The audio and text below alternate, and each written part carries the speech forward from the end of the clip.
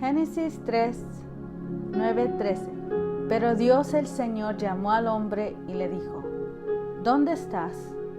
El hombre contestó: escuché que andabas por el jardín y tuve miedo porque estoy desnudo. Por eso me escondí. ¿Y quién te ha dicho que estás desnudo? Le preguntó Dios.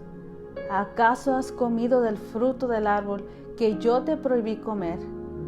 Él respondió: la mujer que me diste por compañera me dio ese fruto y yo lo comí.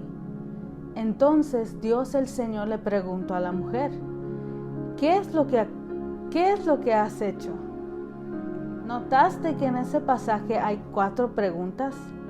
Y aunque se ha dicho mucho de las respuestas de Adán y Eva, hoy no quiero enfocarme en las respuestas, sino más bien en las 4 preguntas divinas y la profundidad que encierran en sí misma cada una de ellas. ¿Qué preguntó Dios realmente con ellas? ¿Y qué nos sigue preguntando hasta el día de hoy? La primera de esas 4 preguntas fue: ¿dónde estás? Esta primera pregunta de Dios iba acompañada de un llamado directo, pues Dios llamó al hombre por su nombre. Esto nos indica que esta primera pregunta era personal y dirigida a alguien a quien Dios conocía muy bien y con quien acostumbraba dialogar. Esta pregunta nos habla de posición.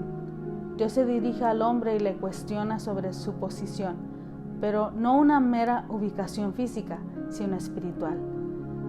¿En dónde estaba en términos de su posición en Dios? Y quizás puedas pensar: ¿cómo es que Dios, conociendo todas las cosas, no conocía también en dónde estaba Adán? Ciertamente Dios sabía dónde estaba, mas la respuesta no era para Dios, sino para Adán mismo. La pregunta era el resultado de Dios mirar y no ver al hombre en la posición espiritual en lo que lo había puesto. Esto es entonces sobre lo que Dios le cuestiona: ¿dónde estás? Y sigue siendo la primera pregunta que Dios nos hace e insta a responder. Nuestra posición espiritual debe ser motivo de reflexión. ¿Dónde te encuentras con respecto a aquello en donde Dios te ha posicionado? ¿Cuán cerca o cuán lejos estás del propósito divino? ¿Dónde estás? Implica tu escalón o peldaño espiritual. ¿Estás en el nivel de gloria que Dios ha determinado que alcances o vives en completa oscuridad? ¿Estás en su presencia o vives huyendo de ella? Por tanto, es a ti, a mí y a quien Dios ha de preguntar: ¿dónde estás? Si al salir a nuestro encuentro sus ojos miran y no nos ven en el lugar que Dios ha señalado para nosotros, ¿para qué fuiste creada? ¿Fue para que anduvieras afanada y turbada con tus responsabilidades, para que estuvieras presa de la ansiedad o del miedo, para que establecieras tu lugar y espacio en medio de un mundo que muere sin Dios? ¿O te creó para gloria suya, para que proclamaras su nombre y poderío sobre todo imperio de las tinieblas? ¿Te llamó a estar escondido o te llama para ser luz que alumbra y sal que da sabor? Efesios capítulo 1, versículo 11 nos recuerda el propósito para el cual fuimos creados. Es en Cristo que sabemos quiénes somos y para qué vivimos. Mucho antes que oyéramos de Cristo, Él nos envió y nos diseñó para una vida gloriosa, parte de su propósito general en el que trabaja en todo y para todos.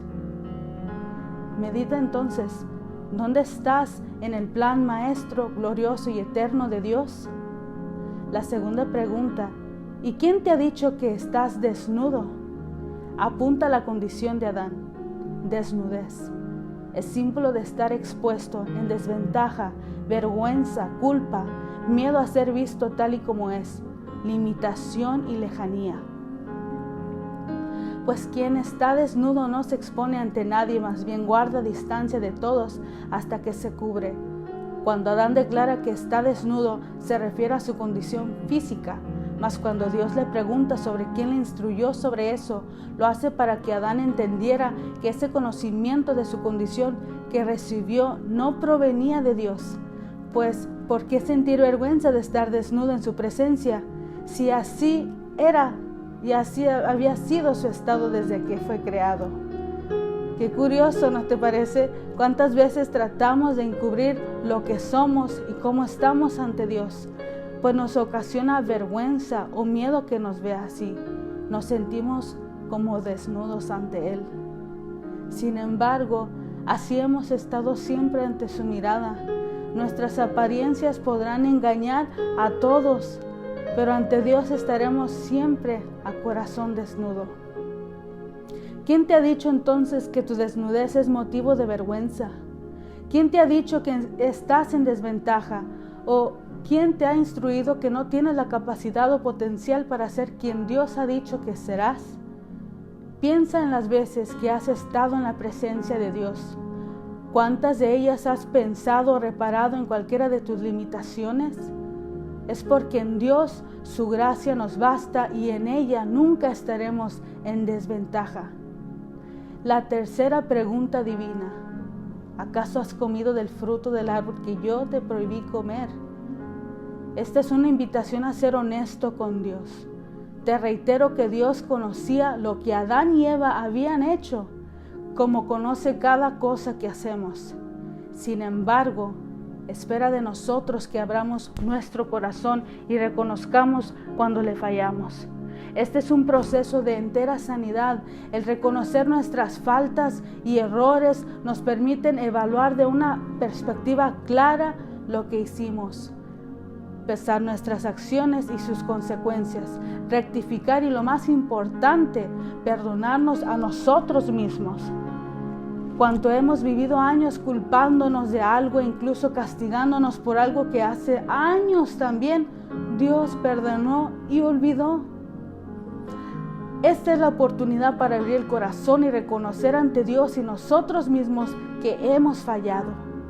Y finalmente, la cuarta pregunta, ya no dirigida a Adán sino a Eva, pero tiene la misma extensión en tiempo que las anteriores. ¿Qué es lo que has hecho? Es una oportunidad de evaluación de nuestros actos. Podríamos dirigirla a todas las áreas de nuestra vida. Nos invita a rendir cuentas: qué hemos hecho, cómo hemos actuado ante Dios, ante otros. ¿Qué has hecho? Es tu tiempo de responder. Anímate. Nuestro Dios se pasea por el aire de la mañana, por el huerto de tu vida. No te escondas ni corras más para no ser vista. Sal a su encuentro, encara sus preguntas y desnuda tu corazón. Deja que Él sea quien cubra tus debilidades y flaquezas con su eterna bondad y misericordia.